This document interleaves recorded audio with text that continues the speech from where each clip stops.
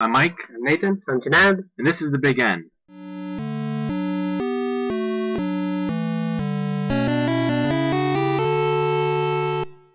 Today on the show, we are doing a retro review of Fire Emblem Path of Radiance because neither of us want to play Metroid Federation Force. It's out now, and that's it. I've heard it's not bad, I'm just saying. Yeah, but I'm also not really a Metroid fan.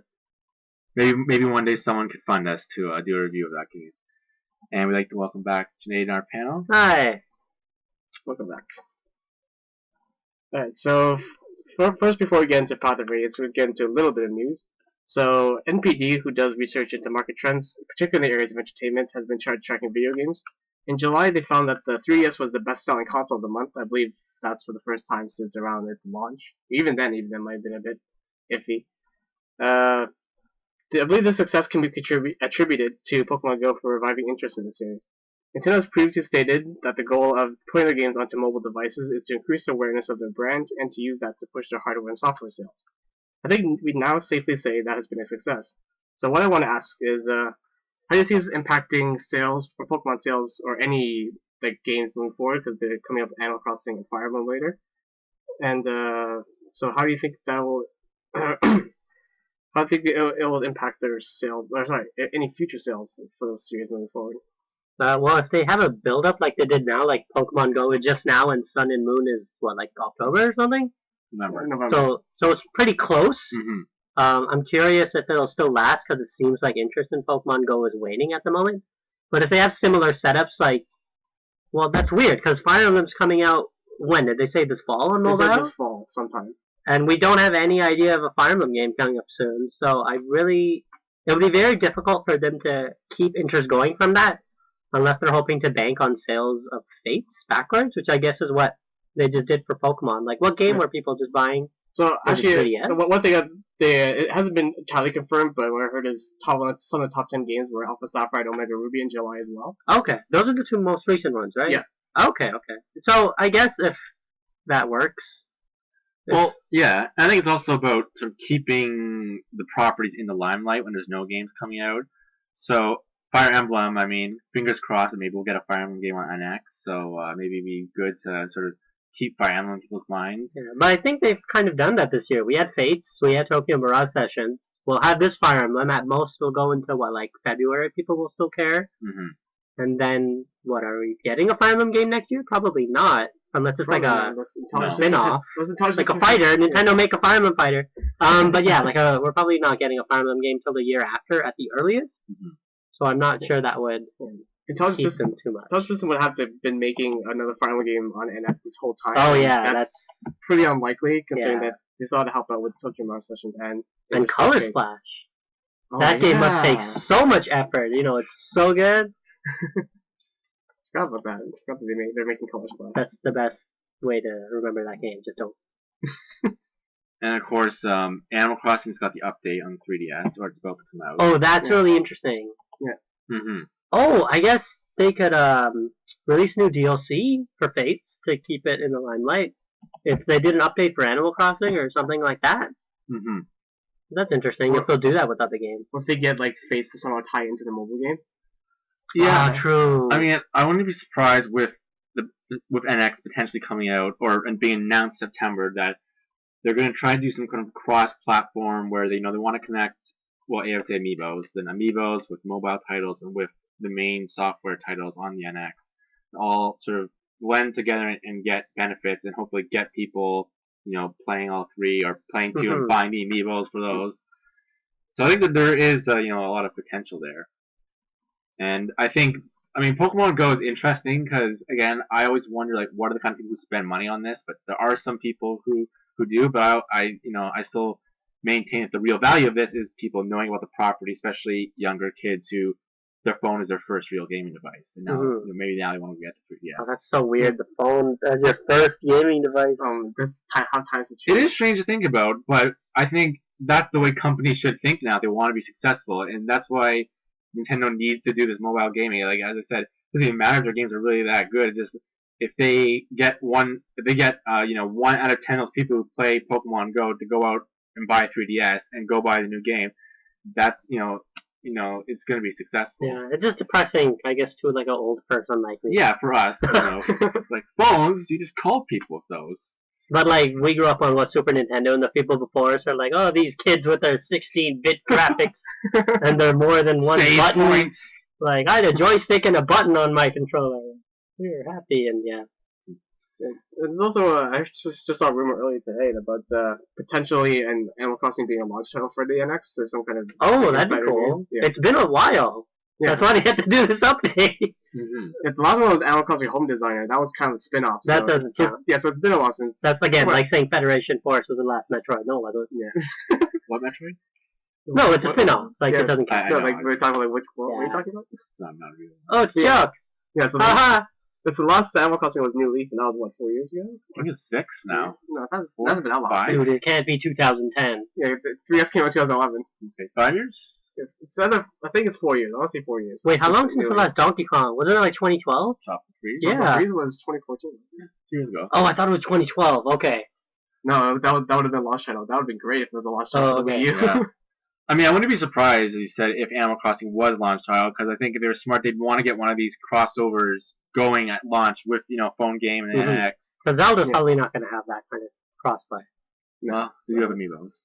Probably no, yeah, but I don't. You don't see them coming with a Zelda phone game anytime soon. No. Or I don't know. What if they did like Candy Crush with rupees? Oh my god. That's a free idea, Nintendo. No, don't do that. But yeah, I mean, I guess we'll see next month. I assume, if we're talking about this, that they're going to do an NX announcement like next month. I wouldn't be surprised if they include the mobile in there, just to like. Yeah, just as part of the Nintendo Direct to be like, okay, here's the NX announcement, but we also got other things to tell you. Just like, we're only going to talk about Zelda. Here's other things that are not Zelda. Like Color Splash. Oh my god. No, stop. Please stop. That's why we're doing a better Intelligent Systems game today. So the game we selected for our first retro review is Fire Emblem Path of Radiance, developed by Intelligent Systems and released for the GameCube back in 2005. So following the success of the Game Boy Advance game, the original, well, not original Fire Emblem, but the first Fire Emblem to come over here. 7. Yeah. So development again for a home console game. This is the first one it's the first one since, like, I think 2000. I can't remember the name of the Fire Emblem game on Super Nintendo. It was the first one. Thracia 776? Yeah, I think that's the one. So it's the first one for us being on a home console in the West. And it's the first one to use 3D models, animated cutscenes, and voice acting. Mm-hmm. It is one of the earliest Nintendo games with voice acting, isn't it? Like Star Fox. Yeah. But besides Star Fox and maybe an announcer in F-Zero, would it just be this? Oh, Mario. But Mario's I'm with the Mario, yeah. That's not much. I'm with the racist, but yeah. But yeah, it is one of the first ones. One of the first ones. Because Star Fox with like an animated like cutscene, yeah. But Star Fox is really the big one. So. Yeah. Yeah, for me, Path of Radiance, I think it was the third Fire Emblem game I played. I was trying to remember the other day. Yeah, it can't be. Like, it was the third one that came out here. Well, and we probably didn't go get ROMs because we're legal abiding citizens. Well, no, just for me, like I never went out and actually bought a Fire Emblem game. Like someone gave it to me. Like That's a good gift. An old friend of mine, who not my friend anymore, but he one day said, you're not playing real games. Here's a real game, and it was just first Fire Emblem game released here, just Fire Emblem. Yeah. And I still had that game because he never came back and got it. But that's how I got into Fire Emblem. I have a game like that too. And my cousin had been getting them, so he gave me Shadow Dragon and then Path of Radiance. I think Path of Radiance was my third game. Oh, so you didn't play them in order? No. I thought you meant like you played Blazing Swords. No. Oh. I've only been playing them based on like people lending me them and then having the opportunity. Oh. So yeah, it's strange, but Path of Radiance has always been the one that's like stuck in my head the most. It's my favorite of the whole franchise, and sort of one of the reasons I'm happy it's our first retro game. Because it really to me holds up, and we'll talk about it. But it's funny, like playing it, I just get reminded of a lot of the changes that have happened, especially with Awakening and Faith, and wondering about like if we get another one on a home console, hopefully we'll NX. Will they go back in this direction? But it's definitely one of my favorite games, and I think for certain parts, it's the high point in the Fire Emblem franchise. Like, I can see that a lot of people would consider it. Like, I can see how it could be argued that it's the best Fire Emblem for people. I wouldn't personally say so, because I love Blazing Sword. Like 7, like the one that's just Fire Emblem. But yeah, it is really solid. I think it's the first Fire Emblem I bought at launch. Because it was still in that time when we were like, hey, this 2D franchise is going to be in 3D, like, like Mario 64, Pokemon Stadium, when that alone could be a selling point. So even though, I don't know, I think the models were probably fine for their time, even though I don't think they stood the test of time, even though a lot of other GameCube models did, so that's kind of disappointing. But yeah, it was really interesting having it on a home console, even though it was very frustrating because the chapters took longer than either of the GBA games. So there was a big issue with it being on home because, you couldn't go around with it. So I found that kind of problematic. But yeah, it's definitely a solid game if I'm just saying in general. And we'll get into more depth in each area as well. And Nathan, so this for you is your first time playing it, or it's not my first time playing it. Like what I played it. This was actually my first Fire Emblem game. So, but I actually bought it from my friend, and I didn't have enough time to play it. It was like 2 weeks, and I was still in school, so I only had And your friend's like, give it back. Yeah. So he let me keep it for very long. So man, I let my friend path the Radiance for 2 years, and I don't think they did it. Oh man, that's pretty sad. But yeah, so I didn't have it for a long time. So eventually I moved on to Radiant Dawn. So that's really weird. So I went from Path. That's complete spoiler. So 5 chapters into Path of Radiance into Radiant Dawn. That was wait, who's the Black Knight? Wait, he's a good guy, right? I was like, oh wait, here's Ike from the first game. What? Yeah. Oh, he didn't die. Man, Soft aged really well. Oh yeah, damn. But yeah, so that was interesting. So I went from Path of Radiance to Radiant Dawn, and then I played Sacred Stones for a little bit, and then eventually I got another copy of Path of Radiance, and then I played it for a little bit. Never actually beat it. Even as we were preparing for today, I didn't have time to really go back and play it again.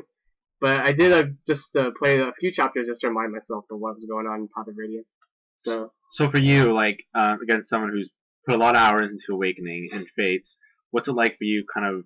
Oh yeah, the modern Fire Emblem fan. Well, no, wait, I think it's interesting. I did play Sacred Stones. I did play Radiant Dawn. So. But I mean, I'm just curious, what's it like for you to just kind of play Path Radiance or playing it again?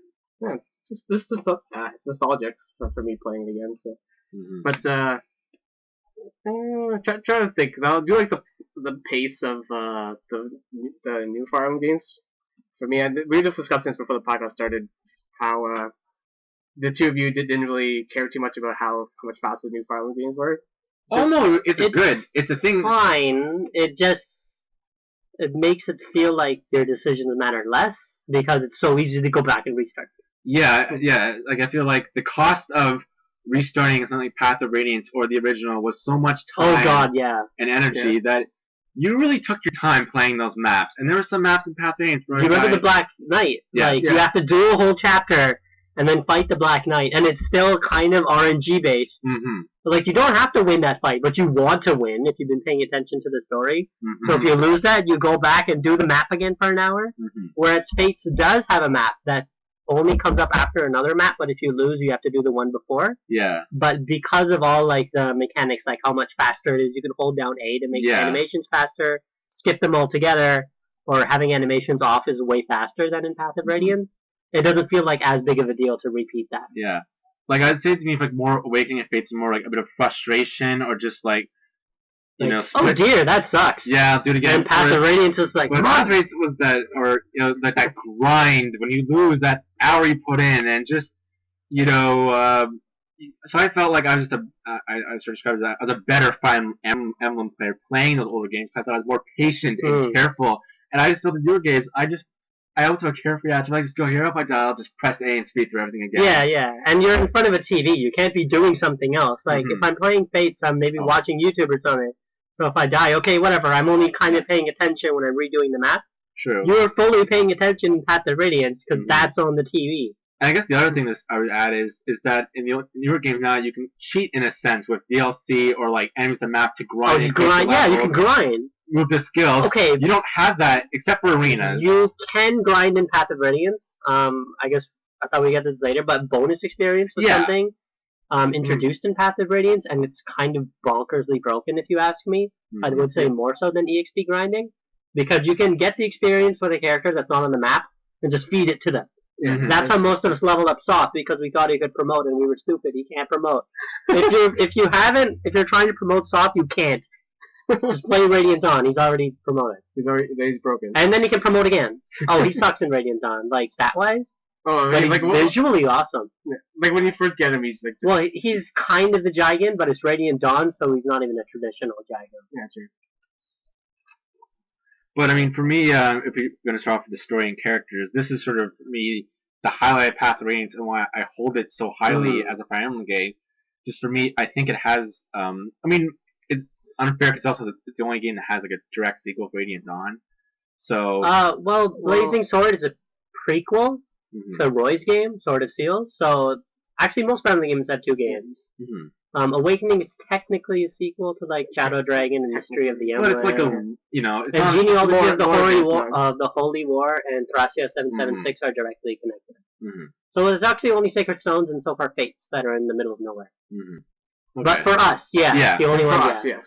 But yeah, and I guess playing Path of Radiance, to me the story really stands out, and something that to me other Fire Emblem games have been sort of sacrificing in a sense is that one thing I like Path of Radiance is that you know, the main character Ike, he's not a prince. I think he's the only. That was a really good decision. He's a common man. He's a mercenary. I mean, you still got the typical, you know, army invade. Royalty's in trouble. You have to save royalty. He still kind of takes the same role. Hey, I'm going to fight some brigands at the beginning. Then later, I'm going to do this for my country. And here's this evil country with wyverns. But yeah, and I'm the good country with cavaliers. But and here's the mage country with politics. I mean, it still has like those Fire Emblem tropes we all love. Yeah, but it does them differently. Yeah, and I think, and to me, like, or in more depth, I would say, not differently. And so the two main things that come to mind is most of the story is not necessarily fight good and evil. Most of the story is politics of Ike trying to navigate all the different like tribes and like Benyon is like messed up. Yeah, and that's what I like is that a lot of Fire Emblem games, there's always, especially I found with, you know, I was playing the Fates, always assumptions like, oh yeah, this team will join you, oh that's okay, and there's one little support.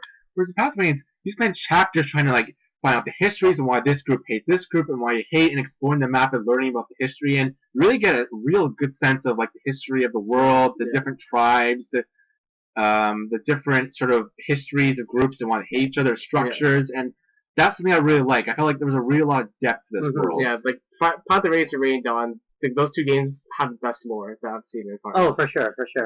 Especially just with Radiant Dawn, just being able to play different sides, that helps a lot.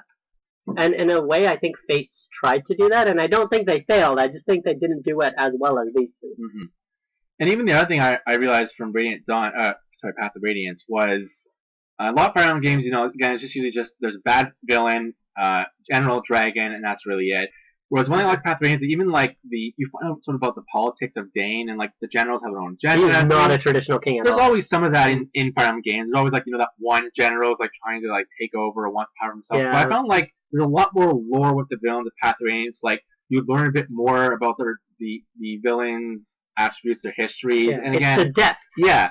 And that's where it's not, hey, let's do something different to do something different, which is what I think a lot of game companies end up in when they're trying to be new, but it's just doing it better, like in more detail. You got to really respect that. And just, I would just say, for characters, I mean, again, we don't really have the robust support system that we have now in the newer games. But I did feel in Path of Radiance that some of the characters, you know, like Ike's the main character, when you have Soren, Alencia, Titania, you do, and the other supporting characters in different races, you find out a lot about their personalities through these like little scenes between battles, and I just thought that there were some of the more interesting characters in the Fire Emblem world overall. Like they put a lot of effort into them, and you know the strategy meetings felt like real strategy meetings. I mean, all Fire Emblem games have the kind of pre-map strategy meetings, but you know, just those interrelationships, even without supports, I feel like you really got a lot of that out of this game. And I felt like they used their characters a lot better, because in like something like Awakening or Fates, where you get a character and then all of a sudden next chapter they're completely irrelevant to the rest of the story, and then you never mention them ever again. Yeah, they do a better job of incorporating people. I also think because Fire Emblem was still a niche franchise at this point, the localization was more on point to what it's supposed to be in Japan. Whereas with Awakening, and especially Fates, we've seen the localization take a lot of liberties just because it's more of a mainstream audience. Which is why I don't think the characters in Fates are necessarily that bad, but they weren't localized very well. Again, like Mr. Pickles. Some characters in Fates are very different than they were in Japanese. Yeah. I mean, I can't blame Fates entirely. I wouldn't want to spend this whole episode just bashing Fates, but also with, no, it's a huge step forward from Awakening. I'm not going to bash it. You know, 3 storylines with 2 games worth of characters. I can understand why like there's a lot of really thin characters in Fates compared to Path of Radiance. But it's again that's sort of to me that stands up the most, and Fire Emblem games always build up. Again, I feel like because of you have to make like alliances with Path of Radiance, that build up to the final battle really feels like a big payoff. You really feel like you gathered this army, and mostly every Fire Emblem game has that build up to giant army. But again, I feel like Path of Radiance like like 5 or 6 countries, different people from different countries. Where it's usually like maybe like 2, like you get the mage's support. And like your other friendly country to join you, and like some rebels from the enemy country. And again, Ike as the hero, just nice. The fact mercenary that he's not like I want to save the world. He's like I want to have a princess. I also want to get revenge. I won't spoil it, but he has. I don't think we can spoil it at this point. Smash Brothers exists, like the trophy descriptions. Well, I guess like every Fire Emblem game, a family member gets killed in the first 5 That's chapters. that's usually the dad. Yeah. The dad dies. Mm-hmm. But or Awakening Sister dies, or someone dies. In Fates, the dad dies. So someone always dies, but Ike's like I don't want to show because I want to get revenge on the Black Knight. I'm gonna kill the Black Knight. Who's I think one of the best he's one of the really good villains. One of the best villains. And they did a really good job with the mystery because they didn't reveal him until Radiant Dawn. But just when preparing for this podcast, I was looking into old forums like pre-Radiant Dawn. About theories people have trying to figure out the Black Knight, and some people actually figured it out. And it was interesting how intelligence systems dropped hints and stuff about like his real identity. I don't know if we're going into spoilers in this podcast, really, so I'll not say to be safe. Well, it's a decade-old game, but I feel like we could. I know, but it's like it's a good game. It's a good. I don't want to spoil. It's a story-focused good game. Yeah. A lot of people and it's a good spoiler because unlike most Fire Emblem things, you can't. I don't think I called. Oh, that's the Black Knight. Like I was surprised. Like most Fire Emblem games. But it's also not plot twist for plot twist like Persona 4. Mm-hmm. But so that's one thing I like about Path of Radiance. And gameplay is sort of interesting because again, I just finished Fates a couple months ago. So to go back to Path of Radiance 2004, you just gotta prepare yourself for that. Prepare yourself. Oh yeah, set myself up there. But that transition of not having the pairings or like the weapons now having limited efficiency. That's every game except Fates. Yeah. That was really weird to get used to in Fates, not having. I'm still not used to that in Fates. Mm-hmm. And not having the sort of not being able to move skills around like you can in the newer games. So like when there's a useless unit in Path of Radiance, you really can't do anything with them. That person. You're not going to use them. Which is very traditional Fire Emblem. Yeah. It's supposed to be a challenge to try to learn to use them, and usually those units that start useless end up becoming amazing, like Nino in 7. Mm-hmm. Like, you'll get her as a level 5 mage when all your characters are, like, level 5 promoted, but if you put in the effort, her growth, she's the best mage in game. Yeah, I don't think Fire Emblem Path of Radiance at the time changed a lot of things for gameplay. I know that they didn't. Oh, they changed so many things. Are you crazy? Well, there's the new units they introduced. There was... Okay, so they had, weapon choices on promotions. Mm-hmm. So your Cavaliers weren't your traditional sword and lance. They would only have one weapon, sword or lance or axe or bow. Mm-hmm. And on promotion, you could choose any of the 3. So there was customization there. And mages could learn to use either knives, which is just weird, or staves. I think I might be wrong because I've heard Sigurd could use magic in genealogy. But otherwise, this was the first Fire Emblem game where you could have a character that could use magic weapons and physical weapons. Mm-hmm. So that's why you actually had a strength and magic stat on the character. Also had, the triangle was more expanded in this because they had the magic. Magic. Well, that's normal. Like even in like Blazing Sword and Sacred Stones, it was like light, anima, dark. Mm-hmm. They changed this so light barely exists. Mm-hmm. I don't think dark is in Path of Radiance. I think it's only in Radiant Dawn. And then Anima was split into Wind, Thunder, and Fire, which is weird, but I guess that's fine to be different. But for the most part, it runs the same, and knives don't count. Mm-hmm. I think for me at the time, I remember being one of the first Fire Emblems I played where it had different objectives on maps, like not just storm the castle to beat the boss. Like I was defending the fort in like Chapter 6, there was a few of those in this game, and Radiant Dawn had more now. Blazing Sword mostly had them as requirements to unlock side chapters, but their main objectives are usually quite straightforward. So I mean, I felt like the gameplay holds up pretty strong. I mean, it is slower. That is one thing you have to get used to. But yeah, I mean, I think it's pretty solid. And you said it adds some new elements. Yeah, there's like a bunch of stuff I didn't mention. There's Biorhythm, which is the most unnecessary addition that none of us paid attention to. Yeah, I can see both of your faces. Like, what the hell are you talking about? I think I was playing it the other day. I was looking at that. Yeah, it's like this weird like parabola chart, or like on your stat screen, and your character moves up and down it like on each turn, and you get very slight bonuses. I think like +1 or +2 or -1 or -2, depending basically on their mood. Yeah, I didn't pay attention. Yeah, none of us paid attention to that, but it's there. Mm-hmm. This is the first Fire Emblem that actually incorporated height as a mechanic, which I really appreciate, because another strategy RPG I love is Final Fantasy Tactics, where if you're on high ground, your ranged weapons have more range. Mm-hmm. I don't think they did it quite to that extent in Path of Radiance, but you did have like better accuracy, or you couldn't attack a guy in front of you if he's on higher like elevation. Mm-hmm. Like you couldn't shoot up, but I think you could shoot down. I might be remembering wrong. I think you could do that. But like they tried that. I like the way they balance skills in that you have a limit, like not in the number of skills, but it's a number. So it's like 40. So if you want to equip Ether, that's like 20. Oh, so you can equip one other really good skill or like 3 other small skills. So because of that, I think it balanced better, even though way better than now. Now like Awakening of Fates is still the broken. Even though there were like so few skills, and you could, the only way you could get the broken skills was the occult scrolls, which I think there was only like 2 or 3 of. Mm-hmm. Maybe some secret shops you could buy them at, and one was going to Ike, obviously for Ether. So you really only had like 2 to spare. Mm-hmm. So skills were a lot less important. I think it's interesting to look at that transition of how skills came up in the English Fire Emblems, because in Blazing Sword, the only skill was lethality on an assassin, and that wasn't even mentioned. That's just something that was in the game. And Sacred Stones had like 3 or 4 skills, like Pierce on a Wyvern Knight. So, and then Path of Radiance started getting more, and then in Awakening it just blew up. Yeah.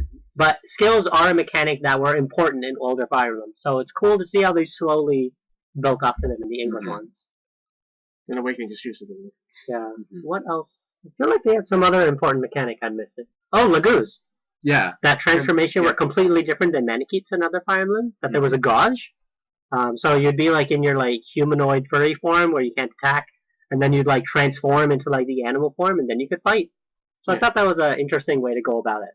Yeah, I mean, Laguz also featured the most, I think, in this game, the most than any other Fire Emblem, and that's where a lot of politics is with different tribes. And yeah, that was really cool that they play with like race and stuff like that. Yeah, the race part was really well done. It was strange because like strange in a good way that like racism was addressed in this game, and like again, I don't really say Fire Emblem games have the best story or like but I felt like this game they did talk a lot about race, and I felt like they did a pretty good job of it, like just in terms of building the world and like feeling that tension, that why people can hate each other because of their race. Yeah, and the whole like Serenus massacre and shit, like how that was like a setup, and oh jeez. The history is incredible. Reading about all the stuff that happened before the game started. I mean, the only thing I'll say that probably doesn't hold up much is the graphics and the presentation. Like those cutscenes, which is disappointing because a lot of GameCube games do hold up. Like Mario Sunshine. Yeah, I was like Wind Waker. I'm not going to count because Wind Waker, but Metroid Prime holds up. Yeah, Sunshine. I think Animal Crossing doesn't look any worse than any modern Animal Crossing. Resident Evil 4 on the GameCube. Holy shit! Yeah, how did they get that to work on the GameCube? Beautiful. Okay, Beautiful Joe's a whole style. Yeah. But yeah, like it can hold up in that era. You can't say, oh, it doesn't hold up because it's old. Mm-hmm. No, it doesn't hold up because of how it was made. And there's only 6 cutscenes, at least. Yeah, but like one of them is like the Serenus Forest, and it's like 10 seconds. Wow, the forest is coming back to life. Yes, miss. It is. Bad voice acting. But, yeah. Oh yeah, that voice acting. Ike, stay back. Well, Ike's voice takes some getting used to. Black Knight was only okay because they had the armor effect. Oh, he had a strange, quiet voice, but because of weird like Darth Vader helmet. Yeah. I think it got a lot better when it Oh god, I hate grills. Stay back. Yeah, it's so bad. Yeah, Radio Dawn was a lot better. I remember. Yeah. Radio Dawn's great. I actually like it better than Path of Radiance. Mm-hmm. But I know like people will be like, oh, there's no supports. And yeah, they're both that's good. A big problem. Mm-hmm. But, well, this is not a Radiant Dawn podcast. So. Mm-hmm. Yeah, won't get into that. Yeah, I mean, so like the sound, the voice acting, really not that good. I think everything else, the battle sounds stood up. I mean, the music, though, or the score of Path of Radiance is really good. Like the main theme. Oh, for The main sure, theme is yeah. great. You know, people want to open Smash Bros up and just listen to some of the Path of Radiance songs. I think there's 2 or 3. Like The Black Knight song. the Black Knight theme. Oh, my favorite theme in the series. every time you come over, you put. I remember when I had Smash, you put the Black Knight theme on full, and you Yeah, that's good. But really, it's such a great theme. Like, but honestly, my favorite Tellius theme is still the Dawn Brigade theme. So Oh yeah, that's a great. that's a Radiant Dawn thing. But otherwise, I think Path of Radiance is I do think the sound effects were not as, I guess, punchy as the GBA sound effects, which are a lot more cartoony and comic booky, but they felt like they had that impact. Yeah. This But was but that's because this is a little bit more realistic than that. yeah. Also, like in terms of like animation and stuff, I really appreciate. I think this is the first Fire Emblem where if you do a follow-up attack, it's a different animation. So, for example, someone attacks Ike. So then he does his attack, which is sword swing down. Yeah. But in the old like GBA games, he'd jump back to neutral and then do the same sword swing. But now he immediately goes for a follow-up, and that seems like a given because that's in Awakening and Radiant Dawn. But it was really cool at the time. Yeah. But the weird thing is, those animations are kind of slow, but the dodge animation is so, like, it's just realistic, so they just kind of sidestep, but it's so fast, and it's really jarring to see, like, slow sword down and then dodge, and then slow sword. It's just, you kind of miss that they dodge it. That's why those battles take so long. But at the time, we were like, so hyped, look at these graphics. Well, I mean, more for you, because like I never got the game. Oh, yeah, I got it at launch, I'm pretty sure. And Nintendo Power hyped it up. And it's Fire Emblem. Like, I guess I'm still obsessed with Fire Emblem, less so because of what the series is now. But still, back in the day. Talk about that next. Yeah.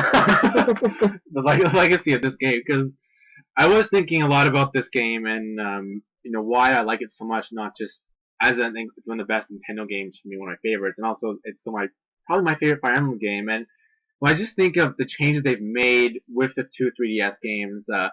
A part of me really hopes that when they make the NX game, because it's going to be on a main console, so hopefully it means that they can't use the multiplayer or like the interacting with other people at the selling points. I hope now we can focus on having a good story as priority 1 now, because I just feel like with Awakening and Fates, someone described it to me as like now Fire Emblem is more like Pokemon now, where now it's about grinding and making a kind of. I was grinding this morning. Yeah, in Fire Emblem. Yeah, it's more like I was grinding support, but still. Yeah, it's like something. Yeah, it's more about grinding now than being difficult and like having that story. And I think it's just gone a bit too much in that direction for me. It just because I got sick of it first of all after playing through the 3 storylines of Fates. But I just I kind of missed the maps being hard, not because of some he got a pair-up attack, or his skill activated, or some gimmicky map feature. I just remember it was hard just because they designed the maps hard and like the enemies, had different. Well, that's the chapter that everybody hates in Fates. That's chapter 11 in Conquest. That's just hard. That's not gimmicks. But the Conquest is properly hard, but it's just a jarring, like jump in difficulty from the earlier chapters. But yeah, and I just for me, Path of Radiance, as you said, I think you used the word like it's one of the best balanced Fire Emblems. Like you get the skills, except Ike. Yeah, well, Ike is far more broken than any other main character in any Fire Emblem game. Because Ragnar doesn't break in a game where everybody's else weapons break, and he heals himself with ether, and he's got 1 to 2 range. But I never felt like I could clear a map for you a lot. No, I can clear a map. That's what I just did the other day. I played a trial map, which is supposed to be like a challenge. Ike soloed the map. Okay, see, I don't think I ever. Especially playing Radiant Dawn. No, he's goddamn broken.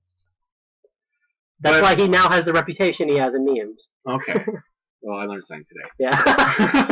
But I felt like even with I think the arcs like Soren, Titania, and everyone else, like just had a good balance. You had a good balanced party, and like I said that the story was really strong, and I just missed like the strong world building and the real story, because with Awakening Fates, the stories were so weak, which is so weird because Fates marketing was all about bringing on a really big name writer, like some big novel writer I recall.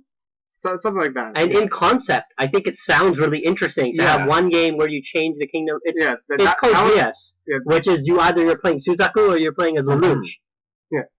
Yeah, that was one of the parts that was exciting before starting Fates was we can have like these two countries and have these two different sides. You don't know which side is actually Yeah, the real. and it was just the good side. execution. Like I think they still did it. Yeah, it was a good idea. Just They did it not bad and not one is evil, one is good, but it's very heavily implied that Nora is evil and Hoshida's great. But like I like that they go into like the past that no, Hoshida's not that great. Yeah. Yeah, I mean, It just wasn't executed very well. And yeah, that's it. The concept was so beautiful for Fates. Like balancing pair ups, the story, like the skills not being as broken, or the broken things like Gale Force being DLC. To like force you to pay for it. Get rid of Gale Force. Like I think it was all there in concept, but the execution could have been a bit better. And I guess the other and then the localization did not help. Yeah. And I think the other thing I'd like to see when I think of Path of Radiance was, like I'd like to see them go back, like not have to do a story like Ike's again, but like move away from being having the prince the main character, having. Again, I think if it goes on console, we'll get rid of this. But having the Robin or like the Avatar. Yeah, having the Avatar be the strategist. Like I understand why, because they want to personalize it, especially because of 3DS, because the Street Pass. Yeah. But I'm hoping if the NX, unless the NX is it's a rumor to be, then maybe they'll have to bring that. But I kind of like them to move away from that. And again, I want to make a more traditional Fire Emblem game, but like again, the problem is that doesn't sell. Awakening was going to be the last game because. People didn't buy Radiant Dawn. We like it. We bought it. Most people didn't. Yeah. It's the Metroid problem. So you have to eventually do something. They're a business at the end of the day, which is unfortunate. Like, yes, it's art, but you can't keep making art if you run out of money. And that's why I think they tried to balance with Fates. Like, here's Conquest. Please, old fans, don't be mad at us. So I can't be mad at them for that. They tried. I don't want them to go out of business, but I also don't want them to keep making terrible games forever like Paper Mario. So it's that balance. So for you, Path Radiance holds up. Oh, for sure. It's not as good as Blazing Sword, but a lot of the things like I like about Path of Radiance are in Blazing Sword, which is that they took a very different approach to the story.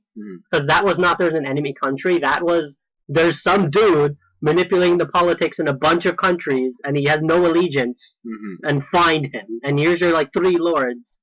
So it's not quite to that level, but I think it was a really good jump, especially from a handheld to console in a long time. And Nathan, for you, what do you take away from this game, from your limited playthrough? from a limited playthrough. Well, I'm mostly relying on my knowledge from Radiant Dawn to really, help augment my Path of Radiance knowledge here, but as I already mentioned, this is the reason why it holds up is because it's got such a great story and the characters are all really good, and that's probably the main reason. The gameplay is not you play. It's not more modern Fire Emblem games to be able to go faster, but yeah, the gameplay itself is not a problem, but the speed and it not being handheld definitely hurts. Yeah, if I probably had a little more time to play it with a handheld to play it, because I would be able to do it. Yeah, because you do it on the bus, you could be watching something.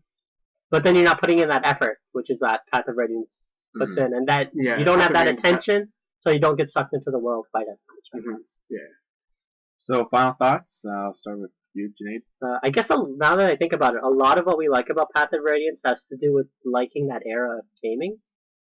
Just it was very much just this is the single player into the world, whereas now everything is hey, connect, hey, go around, do this, whatever. But even disregarding that, I think it's a great game. I don't think it's as good as Radiant Dawn, and I don't think it's as good as Blazing Sword. I'd probably place it as my 3rd favorite, but I actually really like Conquest. So there's maybe a bit of a fight there. But probably 3rd. And that's pretty solid. I really appreciate them trying something unique with the story. The fact they were able to use furries and not make them terrible. I really appreciate. That's a big accomplishment. Yeah, and for sure, the lore I really appreciate. Even not including Radiant Dawn, the lore building. Just, I guess, because they realized the game was longer, really helped in there. Nathan? For me, this would be a game that I have to go back and really truly play for me to really get everything. And I still want to be able to import my Path of Radiance save into Radiant. Oh yeah, that's a really fun thing to do. Yeah. What do you get again? You break the game. Yeah, you basically keep all your supports from Path of Radiance. Remember, in Radiant Dawn, they made a mistake, which is that the normal difficulty here is the hard mode in Japan, Oh yeah. They did the opposite of what they usually do with English games. Mm-hmm. And that's why we all just thought Radiant Dawn was hard, because we were playing on hard. Mm-hmm. You couldn't play on normal. Mm-hmm.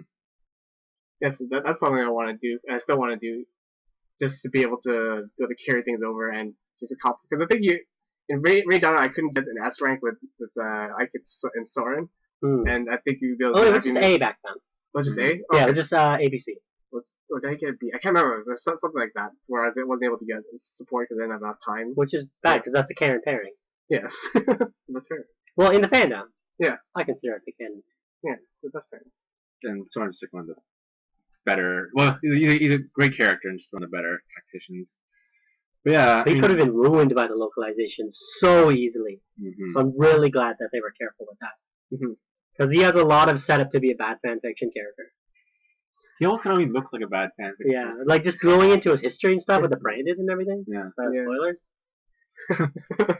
Yeah, but final thoughts for me. I mean, there's a reason why Ike was one of the few amiibo I wanted when it came out, because Ike is one of my favorite characters, and Path of Radiance, or Radiant Dawn. I mean, maybe we'll do a Radiant Dawn review one day and revisit this, but yeah, it's a game that really stood up for me, and it's one of my favorite games. I think it's a Fire Emblem game everyone should check out. I think it's a Nintendo game everyone should check out. I think it more or less holds up. I think though Jade is right though about thinking about how games are changing, that connectivity. Like, it's hard to make those games like that those days, and how can they balance that in the future? How can they like, it's not bad. It's just different. I don't want to sound like Cold Man complaining. No. But it's balancing old and new. Yeah, I'll actually be able to talk more about Radiant Dawn if we do eventually review of Radiant Dawn. Yeah. I actually beat that game somehow. Well, all of our fans can send us in comments saying they want to see Radiant. Send us copies of Path of Radiance. Yeah, I need a copy of Path of Radiance. Our address is in the description. Yeah, I'm just looking for my copy of Path of Radiance. It's one of the few games left I want to buy. Yeah. Oh, good luck. $100 now. That's why I go to garage sales. I find the old game. It's not even download. Oh, GameCube games are not downloadable yet. Oh, that's on to me on the NX. That'll be on there. Yeah. It'll happen. Okay, people don't know what they're worth when they sell me. But how come Radiant Dawn's not on the Wii shop? It should be, because you can download Wii games, right? Honestly, I don't know why most Fire Emblem games aren't on the Virtual Console when Fire Emblem. Well, Blazing Sword. Oh, Sacred. Sacred Stones was it was ambassador only, but some reason they never decided to release it, even though they have the emulation for it. Which you really got to give them props for that is a really good gift to the guys who got the 3DS early. That was me. Like, that's not just you get this early, you're the only people that get this. Yeah, fair enough, I guess. Yeah. But, yeah, so, I mean, I find it strange that because the Fire Emblem is so popular, I think they would have re-released so many of these games. HD. Oh, dude, I'd buy that. Telia's Collection, HD, Wii U graphics. Yes. And add in new mechanics, but like, that makes me so happy. Skip enemy turn. Yep. And speed up. That makes me so happy. That's it. It's perfect. And put it on handheld. So, the long maps don't take so long. Oh my god. Even because I'll decide to min-max that. But they'd add children. No. No. Ike shouldn't marry anyone. Not Ike's children. Ike's not like that. But for other characters. Like Mist and Boyd is pretty canon. Mist and Boyd's OTP. Yeah, that's pretty canon. I guess Shinon and Gatry can have a kid. That's also pretty canon. Are they actually I consider them canon. No, they're not. Oh, no. There's nothing confirmed.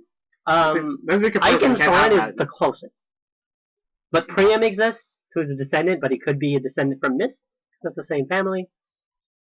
Well, I guess we'll have to see next time. Oh, and Mia and Iliana. Oh, yeah. That's also canon. Mia, forgot about her. How could you? She's a female mermaidon. They're the best characters, always. Well, that I use Nephine. Oh, Nephine's great. Oh. But I'm sorry, Obero I think is better. Fates. Only in... Obero's really broken in Fates. No, not stat-wise. As a character, I appreciate her more. She seems like one of the less one-trope characters. Like, she survived localization a lot better. Yeah, she's one of the better characters. She had a great outfit. But anyway, that's enough. That's all the time we have for this week. So this episode, we'd like to give a shout out to the My Nintendo Rewards program. Back when we still had Club Nintendo, people complained when most physical rewards were being replaced with download codes for free games. What? Free games? Where's my physical rewards? Where's my free little figures that I just store on my shelf and dust once in a while? Well, the joke's on them because now we have no free anything. Yeah, but you can get a Mario hat in Miitomo. Yeah, exactly.